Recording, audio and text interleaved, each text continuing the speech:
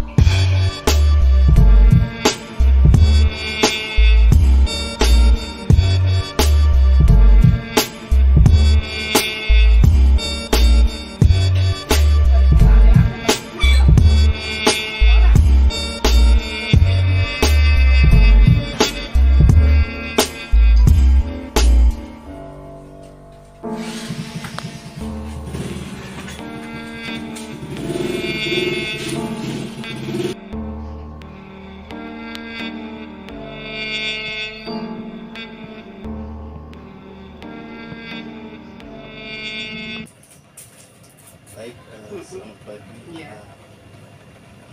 Hari ini kita akan melakukan observasi mengenai usaha yang Ibu lakukan. Baik, namanya siapa ya? Oh iya, nama saya Tuti Astuti. Cuman biasanya Bu Tuti pada ininya panggilnya warung saya namanya Warung warung Bu Bu Tuti, Tuti. ya. Iya. Terus motivasi Ibu dalam membuka usaha apa ya? Dulu sih saya resign dari kantor, dari pekerjaan saya dulu karena harus merawat anak masih kecil.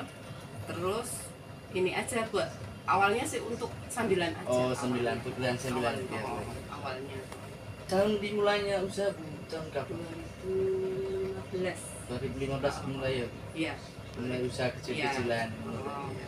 Karena masih sambil ngomong, sambil ngasuh anak gitu ya. Berarti usahanya sambilan aja? Iya, waktu itu. Terus kan seiring berjalannya waktu agak ini ya, agak rame gitu ya. Oh, iya. Terus kita ini aja, maksudnya terus dilanjut gitu. Tadinya nggak banyak sih, kita juga nggak terlalu banyak yang dijual waktu itu. Cuman untuk kebutuhan masyarakat sekitar aja. Kebutuhan pokok aja ya? Iya, kebutuhan pokok aja. Terus modal awal Ibu dalam buka usaha berapa ya? Dulu berapa ya? Sekitar 20 jutaan lah kali. Ya, lebih sih kayaknya 25-an, 20 sampai 25. Memberi perlengkapan sama dengan Iya, bank tempat iya. usahanya. Oh, Iya. Terus barang-barang Cuman dulu itu saya awalnya kan nggak bentuk warung gini, masih di rumah gitu. Oh. Maksudnya sedikit menyisakan tempat di rumah di rumah, ya. jadi nggak terlalu banyak ini makan modal ya. Modal, iya. Terus sekarang barang-barang yang tersedia di sini apa saja ya? Oh, intinya kebutuhan pokok aja sih, maksudnya untuk beras, telur, Beras, ya. terus gula, minyak, paling itu ya minyak, terus kebutuhan kopi, teh, sama kebutuhan rumah tangga, aja ya? kebutuhan Iya, rumah tangga. Saya sembako. lebih ke itu, lebih ke itu. Terus pendapatannya per hari berapa ya? Pendapatannya dulu atau iya, sebelum ini pandemi. ya, sebelum pandemi itu saya tuh nggak pernah rekap. Ya sekitar 800 sampai 1 jutaan gitu. Itu per hari ya. Oh. Iya. Cuman setelah pandemi sih ini ya agak berkurang Agak dikit. berkurang, iya. Paling 600-an gitu. Terus ini sudah agak mulai ini lagi sih, agak mulai bergerak lagi Bergerak, toh. iya.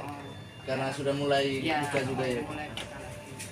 Terus boleh nggak minta motivasinya untuk kita mahasiswa dan dalam menjalankan usaha bagaimana prosesnya Ya.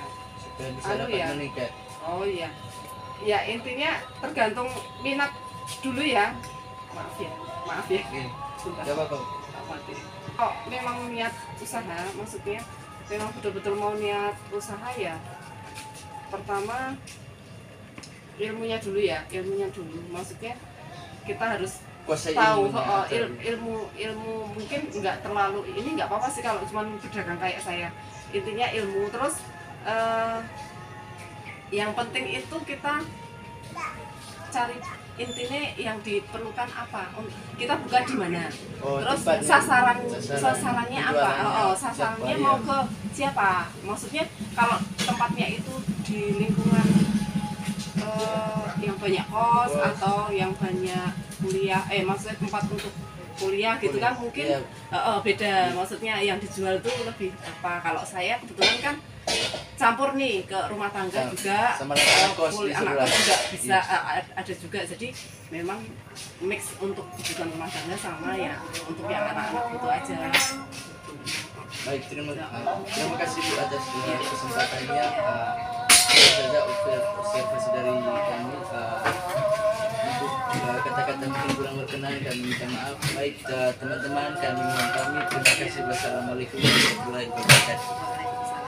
Teman, salam dan bahagia. Setelah saya melakukan observasi, saya dapat menyimpulkan bahwa ada 5 hal penting dalam melakukan usaha. Yang pertama yaitu kita harus bisa membaca peluang. Dalam melakukan usaha, tentunya kita harus bisa membaca peluang. Hal ini dikarenakan jika kita melakukan sebuah usaha tanpa melakukan sebuah analisis atau membaca peluang, tentunya kemungkinan besar usaha yang kita lakukan itu pasti gagal.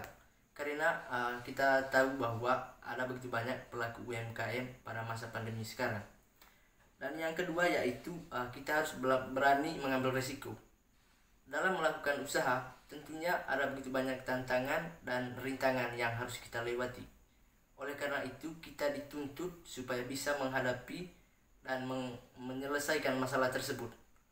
Dan kita harus berani mengambil resiko supaya usaha kita terus berjalan sesuai dengan keinginan kita sendiri.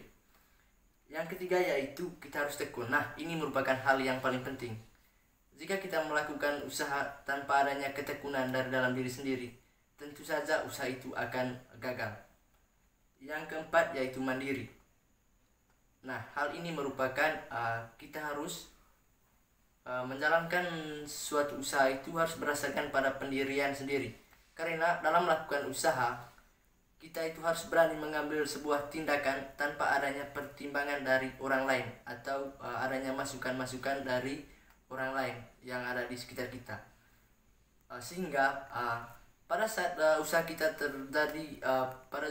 terjadi sebuah kegagalan atau misalnya dihadapi masalah, nah kita dengan gampang dapat mengambil sebuah keputusan tanpa memberikan kita harus mempertimbangkan dengan orang lain dulu.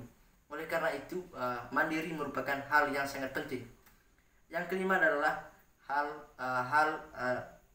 yaitu adanya keinginan untuk sukses. Nah, ini merupakan hal yang terakhir dalam menjalankan usaha.